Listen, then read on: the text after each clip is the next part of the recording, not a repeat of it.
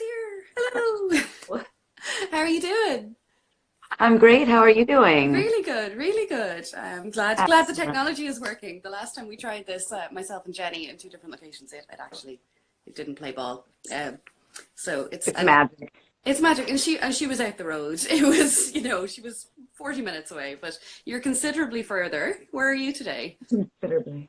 I'm in Camden, Maine, which is north of Portland, Maine on the coast Oh, very good, very good. I saw some in the beautiful images state. of you going hiking and everything on your grid. Was that yesterday? Yeah, Yeah. yeah, and we're gonna go hike a mountain today.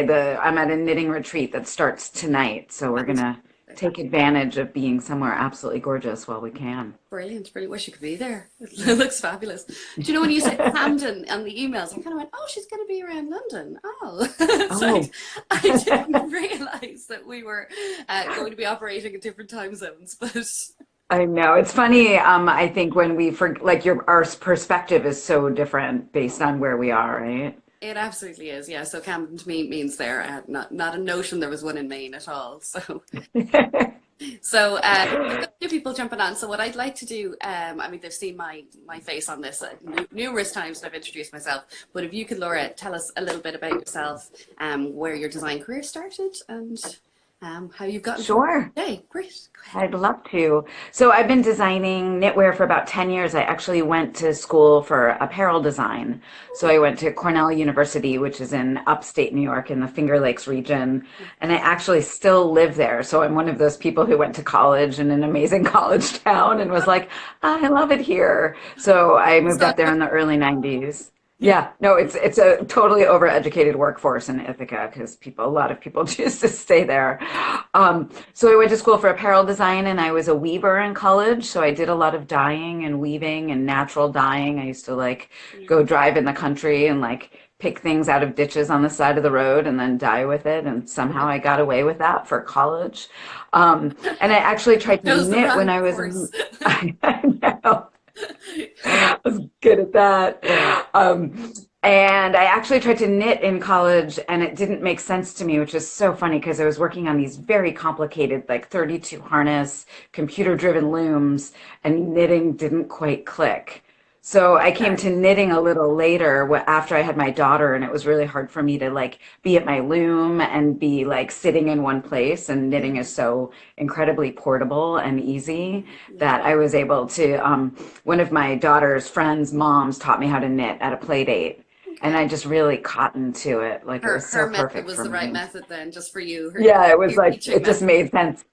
And then we had a lot of play dates when I like needed to learn the next thing, Very good, right? very good. I did try and get a group of mums in my local area knitting as well, a while back, just so we could have that excuse just when we were around. Yeah, exactly. Like something to do while the kids are all like raising Yeah, mayhem in the corner. Yeah, exactly. it's kind Supervision of beats that. perfect. No, you can do well. And so my first project was actually like a Debbie Bliss little girl's cabled sweater. It was Oh, totally the first complicated. one. I know it was my first because I didn't know. I was like, I had no fear, but I chose cotton rayon yarn. So the Ooh. whole thing was like a thunder shirt when it was done. It was like so heavy. Oh my God. Because those are the mistakes you make. Like you don't know what to choose, what yarn is the right yarn and like what pattern's going to be accessible. Yeah, So I've 100%. learned a lot since then. We both have. I often tell people in the shop that the first hat that I ever tried to make was the size of a coin purse when it was done. I was like, Oh, it was because I knew nothing about using the right thickness of yarn or the right needle size. It was just what I had, and I was like, oh, I'll follow instructions for a hat, and that's what I got. And at no yeah, point that's during what the you knitting did I have. stop and go, this doesn't look the right size. What I love is I kept knitting, right? Like Yeah. we didn't take that and be like, oh, it's not for me. It was totally for me, my little like pink undershirt that I Oh, made. 100%. Yeah, yeah. But you enjoyed the process as well. I love it. Yes. Great. It's great to see so many people joining. I see some familiar faces and some people I've never seen before. This is great. It is really good. I'll scroll back if anybody, because it's kind of going quite fast. I'm not sure if anybody's got any questions or anything for us, but I'll scroll back in a little bit just to see if, Okay, and do great. please ask questions, join in. We'd love to chat back and forth with everybody watching as well. I'll move on to the next question while we're doing that. There's Ava, I'm going to say hello to. So yeah, how did you move from there? I mean, we talked about like, armored baby Yeah. bits to actually becoming the teacher and instructor and tour leader that you are Oh, today. so I mean, there were a few kind of progressive points. I Yeah. ended up finding, I had worked in the apparel industry for a while out of college, and when my daughter was like 4 or 5, it was kind of time to go get a job again and like enter the workforce. And there was a hand painted yarn company, and actually, I think that we met when I worked at Schaefer Yarn years Schaefer. Yeah, ago. because we stock Remember Schaefer. Schaefer? Yeah, yeah. They retired, but they were like Yeah. one of the first hand-painted yarn companies. Yeah. And they were literally 6 miles from my house on back roads. Like I could jump on my bike and go over there. Ah, And I went over there to see like if I could dye yarn or like skein yarn. And Cheryl, the owner, and I just really clicked. And when she looked at my background in history, she was like, I want your brain. brilliant. So I came on as their design director and basically just like jumped right in. It was kind of one of those like fake it till you make it Yeah, a experiences lot of where I was learning like, on the job. sure, I can do that. I'll figure it out. Like it can't be brain surgery. And so I just like a little, it's like a Yeah. tiny bit of brain surgery. Um, and I basically like learned on the job. And at one point, my job when I worked there was to design patterns that would help them sell yarn. Of course. Like that Yeah. was my goal. So I designed this scarf, undulating wave scarf, which some of you might be familiar with. It was like 12 years ago, and it was this like has like about 1,000 beads on it, and it's That's it. double-sided My brain just went lace. beads when you said that. I was like, Yeah, yeah, yeah. yeah. It's like anti-Alzheimer's pattern, Yeah. like you're using every like tiny piece of your brain. Yeah. And I found that although it was written up and if you followed the words, it was kind of before video tutorials were like a thing. Now I do No. video tutorials all the time Yeah. for complicated bits. Yeah. So I took I released that pattern. It did really, really well, but people needed help knitting it. So Yeah. I started teaching. I cannot even tell you how many times I taught that class. And the first time I taught it did not go as well as like the 26th time I taught it. Like I have it dialed down now. Yeah. And I used to be able to only teach it to like 4 people. Now I can teach it to like 28 to 30 Yeah. people. You know We where the did stumbling blocks discover, are. And you know what? what'd you say? You do know where the kind of stumbling blocks are, where people kind of Yeah, feel like where they run into yeah. the deadline. Yeah. Exactly. Yeah. We did learn that it's not a great class to teach like on a cruise where people have the booze package. You know what I mean? Like that's a Wondering garter what stitch is class. so, but it sounds fascinating. You really did get yourself in at the deep end then with Oh yeah, it was just like pattern. dive right in, which was Yeah. so much fun. So Very much fun. And I learned a ton and I keep getting better really at what I do. I just think I'm constantly evolving and changing. And so one of the classes that I'm teaching at Woollinn is this fixing lace mistakes class, Yes. which Which has excites me. anybody out there ever have you done lace surgery before? Have you ever done lace surgery? Come on. Who's done it? I've Anybody? done basic stuff, but this bit of the pulling down a whole panel like 20 rows back, that just Right, exactly. it Where you basically like ladder down a section of your knitting. Like you might yeah, have laddered down like 3 or 4 rows, but you literally like will ladder down one lace repeat and then rebuild it stitch like row by row, yeah. stitch by stitch. Yeah, And the idea it's of so it, much fun. yeah, it makes me rub my hands with glee. I think it'd be amazing to do Oh yeah. this. Yeah. Um, Yeah. It like releases all the happy endorphins, I think, when I'm doing it. Because you're like, I got you. yeah, I'm almost excited when I have a mistake, yeah. if that makes sense. Because I'm like, oh, I get to do lace surgery. Um, Very good. so that's something that I actually did a class with Blueprint on fixing lace Oh mistakes, yeah. and they asked me to do it. And so I had to kind of study the technique and break it down a lot so Mhm. that I could rebuild it row by row and be able to do it on camera without any mistakes. So it Yeah, was one of those like the more you do something, the better you get at it, absolutely. right? Yeah. And I've just seen Mar said that she's done it with cables, but not with lace. Yeah, I've done it with some Yeah. do. But it's a method that, because I know you then sent us a picture of it done with color work too, that it's Yeah. something that you can then take the skill and apply it to different Applied anywhere. Yeah, to cables, to color work. Color work was super tricksy to do with color work because you had to make yeah. sure the color work tension was the same on the back Mm. of your work.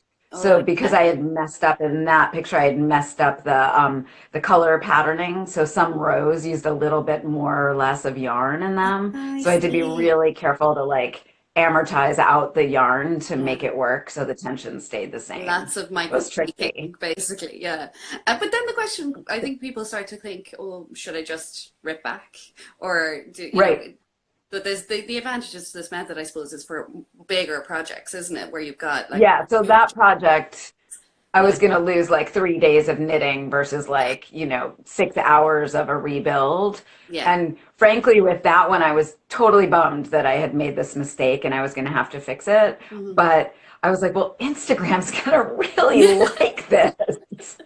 You gotta see. So there was like the added bonus. Like it's kind of fun when you see other people mess up and then fix Yeah. something, I know it is. I mean, It's look, we're all empowering. human, and like designers of 12 plus years experience, will still make mistakes. And I think that's very good to show in social media and, to kind of go, listen, it's not all Yeah. curated, beautifully posed, finished items, like there's a process. No, not at all. There's a Yeah. lot of blood, sweat, and tears that goes into the Yeah. finished, beautiful item.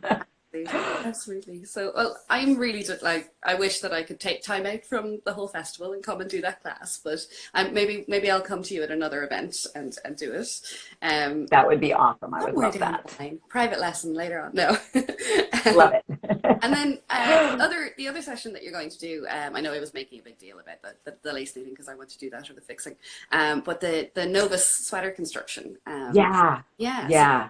So, this is So kind that of is a side to side yeah. sweater construction that I've developed. And I actually have like a little mini, which I Ah, realized for showing here was going to be way easier yeah, to explain. it is. Visuals. So, right? Because you can actually see what's going on. So the whole inspiration for the Novus construction is a side to side sweater. So it's worked from your sleeve to your shoulder and then across to the other side. The whole Okay. inspiration was to create a sweater that was seamless but structured. So if you've ever knit a side to side sweater that then you have to seam the side, it's Yeah. really hard to seam that seam in a way that doesn't like droop down a bit at the bottom because it's really hard to like line up the rows perfectly. And Yeah. it doesn't, the finishing is challenging. I know. So what the Novus construction does is it has you work flat side to side and then you work these little panels. I don't know if you guys can see Oh, that yeah. panel right there. You work this panel that joins the front and the back. It's almost like if you've worked the heel of a toe-up sock, where Yeah. you like work your sock and it gets wider and wider, and then you take the heel flap and you work across and you slip one, knit one, pass slip stitch over, and then you turn your work and you work the other way and you Yeah. slip You're one, sort of purl joining one, in pass slip stitch backward. over. Yeah. And you like literally create like a gusset, right? Going Right. up the back of the sock. That's exactly what happens with the panels in the Novus construction. So you can see that the stitches are going this way Yeah. and the stitches are going this way, and then these stitches are going up that way. So when you work this panel, Mhm. you're literally binding off the stitch from this side and the stitch from this side. And it ends up, I think I have 15 sweaters total in the collection. There's a little Yeah. baby sweater that I have right here Ah, that shows you what I was just explaining, but in a yeah. little bit of a bigger model. So you cast on over here for the Yeah. sleeve and you work up to the shoulder, and then you do a provisional cast on for the front and work across those stitches and work across the shoulder. And then you do a Ah, provisional cast on for the back. And then you have these like longer rows when you're going up and over the shoulder, right? Because you've got the front and the back and the shoulder going at once. And then when you get to the neckline right here, you put the back stitches on a holder and the front stitches you continue to work out. gotcha. Does that Gotcha. make It sense? does now. Yeah. The And head then dropped. Yes. then Uh, you make a second half, and those two halves get joined together with the yeah. back panel. And then it's like this crazy flat thing where you're like, that's not a sweater. Yeah. It's not gonna. And I've then you done some take that. way. Yes. Yeah, you're like, that is not a sweater. And you fold it at the shoulder points, Yeah. and then you can work side panels going up. And That's anybody who's intrigued, I have a blog post that breaks it down image by image, and all of my patterns are really well supported. So if you go look at stuff on Ravelry, if you go to my designer page on Ravelry, and then you click on sweaters, you'll see all of the Novus sweaters, and that will help you kind of like read in and find the blog posts to help you understand a little more deeply what I'm describing. And it's My brilliant like that we've crazy got the words. technology now, you know, is because you're talking about when you designed the undulating wave scarf and the difference and the people that you can reach with your methods through Yeah, posts and video tutorials and everything. It's yeah, it's great. We're fantastic. so lucky. Yeah, but I think that class, like, when you first described it, I was like, I'm not really sure I get it. And then the second part where you're explaining the stitches on hold and then the way you're putting it Yeah, together, yeah, it's brilliant. It's you yeah, don't necessarily you don't see that when you see the design, you know, because it's the right. pattern that looks like it's constructed with panels that are stitched together. Right, exactly. And Yeah, you don't realize it's seamless. Yeah, yeah, I think it's really intriguing because when you look at it, you're like, knit stitches don't go that way and that way. Like, you know, we know, our brains know which way our knit stitches yeah, go. yeah. And so it's fun to kind of, you know, open things up a little. I have one piece that's bigger here that's like a jacket that really lets you see those stitches a little bit. Can you guys see that? Yeah, yeah, and it's a really good example because you can see it on the larger format, I think. Yeah. Right, right. Get in there a little closer. So I'm actually this is what I'm teaching all weekend this weekend. So I have like a full on weekend of teaching it, and Yeah, everyone in class will definitely make one of these by the end of class. great. And in the class at Woollinn, everybody will get the pattern to make this. But what we'll really do is look at all the sweaters, as many of them as I can shove in my suitcase. Just look at the possibilities. Yeah, yeah.